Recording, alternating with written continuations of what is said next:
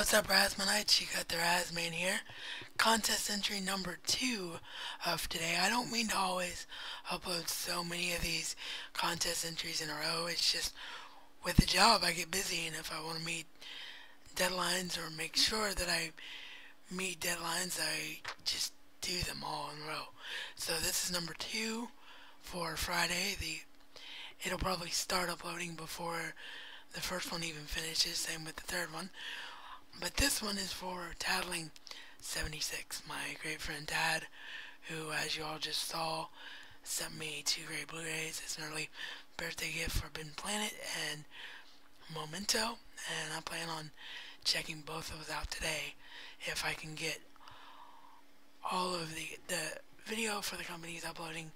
So I'm pretty much done with what I need to do today for that. So I just have to film this one, then one other, and then do the radio show edit, and I should be good to go. And the reason I mentioned the radio show edit is because Tad is tonight's guest. So that's 7 p.m. Eastern on audiograded.com, and then the archives, as always, will be available on iTunes and Geeky.com.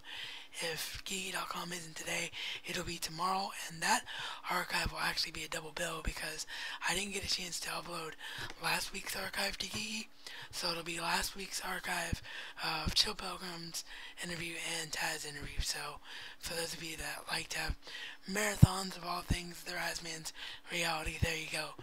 You can wait for that one.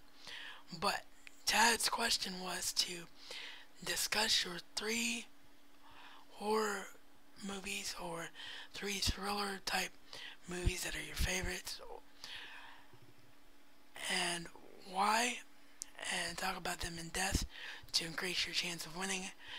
And Tad, I'm sure you know this, I'm going to go for the new prize, the $20 Amazon gift card, because I think that is the one that I can use the most and fairly.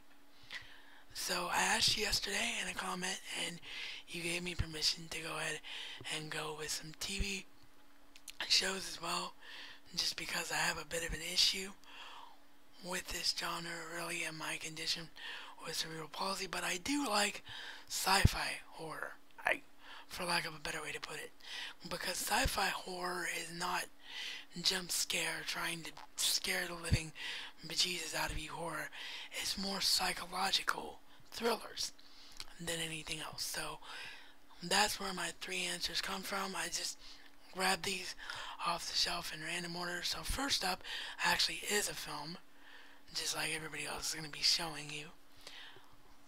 But we have, of course, my second favorite film of all time. If I'm forced to make a choice like that, this always comes in second place among everything that I have. Hang on, I'm going to move it over here because the dongle's in the way.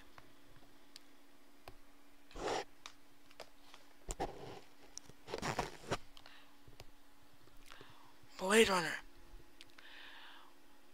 Blade Runner, of course, fits perfectly in sci-fi horror because it has some really dark and scary stuff, and I think the scene that stands out most in everybody's mind as dark and scary and sinister is the scene where the eyeballs get poked out. I can't remember the replicant's name off the top of my head, even though I've seen this movie 100 times. But yeah, that scene where the eyeballs get poked out and bleed, that was the scene that freaked me out the most, and the scene that made you think, wow, replicants are as close to humans as possible because they're basically bleeding, for lack of a better way to put it. So yeah, that is my first choice, Blade Runner.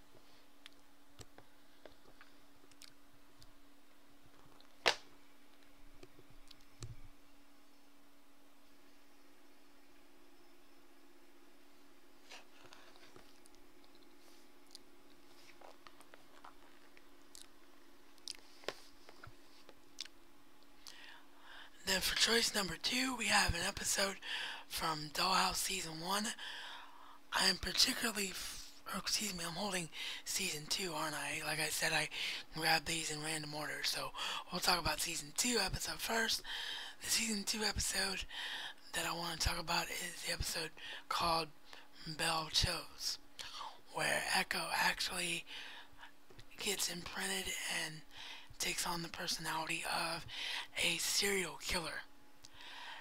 And that is some freaky stuff because she is struggling with her imprint of a serial killer, and then she does her typical Echo thing and ends up saving the lives of the would-be victims.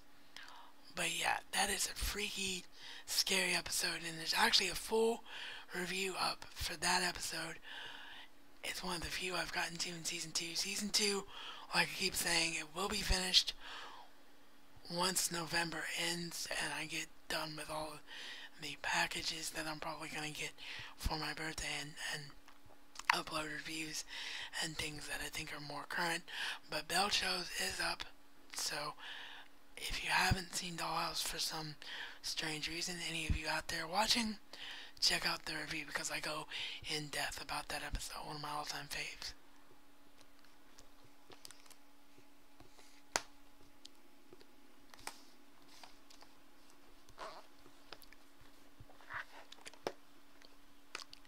And then finally for Season 1, which I'm very proud of because it's the San Diego Comic-Con limited collector's edition with the lenticular letter from Joss Whedon inside. So if you want to check that out, go through the Dollhouse's Real Playlist history, and it's a two-parter back in the day when YouTube had a 10-minute upload time limit, and it is my old Logitech Pro 9000 webcam, so it's 4x3, so keep that in mind. But yeah, it's a pretty cool unboxing, I have to say. I'm really proud of it.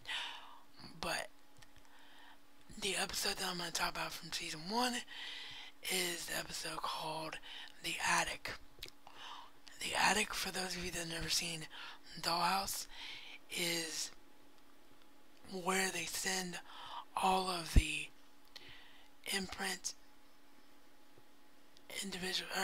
send all the dolls who are just out of control and they remember all their imprints, or an imprint goes bad, and the attic is basically where you're supposed to go to die.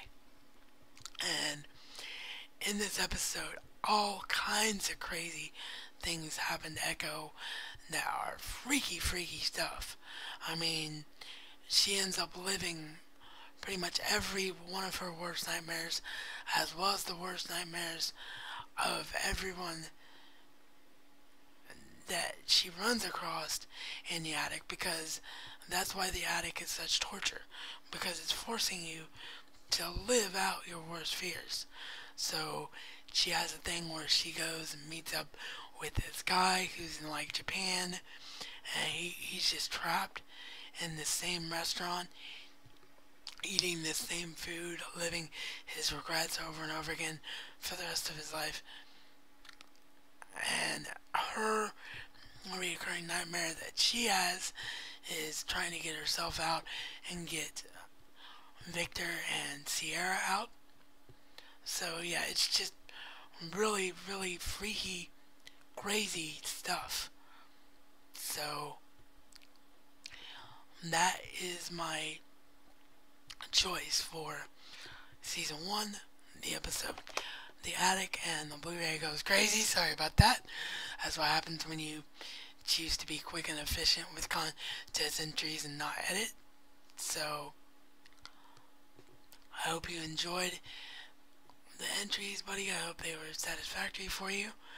And as always, this program and channel are sponsored by Handi Enterprises Inc., your productivity and communication specialist. Make sure you participate in Tech Talk Q&A number 1 with the Razman. First question is being answered today. Deadline for entries in that is Monday. All company contact information down below in the description box. This is reality according to the Razman. And Razman style, it's not just a catchphrase, but a way of shelf life.